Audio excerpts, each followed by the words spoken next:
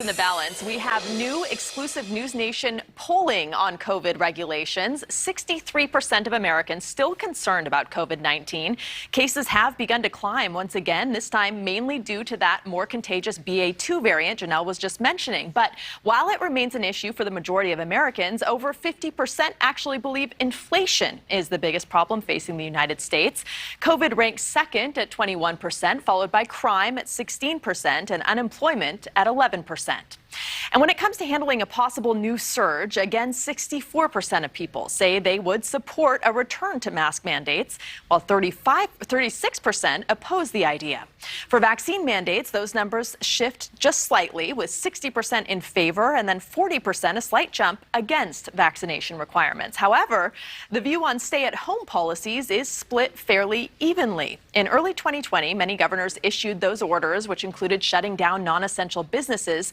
2 years into the pandemic, 52% of Americans favor similar policies in the event of another COVID surge, but 48% remain opposed to such measures. After 2 years of traveling with face masks, flying without them feels like somewhat of a return to normalcy. But the rules can be confusing for some, where masks are required and where they're not.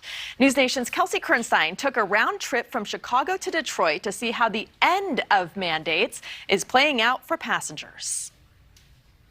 Traveling with no masks, a first in this 2 years long pandemic. I took a round trip from Chicago to Detroit and back to the Windy City. I ordered a ride share to the airport. Getting through security is a breeze. No signage is posted regarding masks. However, I still spot them while on my way to the gate. This lady just came over the intercom and said that for those travelers that are headed to Canada, Canada still requires a mask. So they're handing out masks to those passengers that are headed to Canada. I board my plane where my flight attendants are mask-free. Others still playing it safe. Here I am in Detroit, Michigan at the airport, and it was nothing but easy. No problems, could eat on the plane as well. Nobody said anything to me about not wearing a mask. There were definitely people wearing a mask, and I guess it was really just a personal choice. I spot my first sign at Detroit's airport. Still, nothing is said to me as I make my way through TSA for a second time. I finish out my final flight when I notice a shift. More bare faces, less masks.